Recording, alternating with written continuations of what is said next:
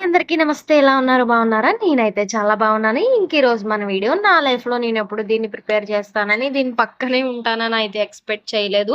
ఇక ముందెప్పుడు తినలేదు. ఇంకా ఫ్యూచర్‌లో ఎప్పుడు కూడా తినను. సో, మీకోసం వీడియో అయితే షూట్ చేశాను. చూసేయండి. ఏంటనుకుంటున్నారా? మేక తలకాయ. సో, మా అమ్మ లీవిచ్చారు.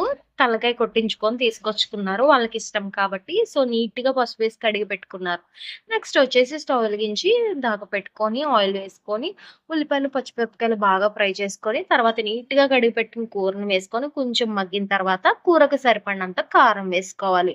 సో, తలకాయ మాంసం కాబట్టి కొంచెం ఎక్కువ కారమే పడుతుంది. సో, బాగా కారాన్ని పచ్చివాసన పోయేంత వరకు ఫ్రై చేసి, సరిపోయినన్ని వాటర్ వేసి, ఒక తిప్పు తిప్పి కల్లుప్పు వేసుకోండి. బావుంటుంది కూరల్లోకి. తర్వాత అల్లం, వెల్లుల్లి, గసగసాలు, జీలకర్ర, ధనియాలు, యాలకులు, లవంగాలు అన్నీ కలిపి మిక్సీలో ఒక తిప్పిన పేస్ట్ వేసుకుంటే అద్దరహో అంతే ఇంక. ఫైనల్‌గా ధనియాల పొడి, గరం మసాలా వేసుకొని కొంచెం 5 నిమిషాలు అలా ఉంచి స్టవ్ కట్టేసేయండి. సో, మా ఇంట్లో వాళ్ళందరికీ నచ్చే తలకాయ కూర అయితే రెడీ అయిపోయింది. నచ్చితే లైక్ చేసి సబ్స్క్రైబ్ చేసి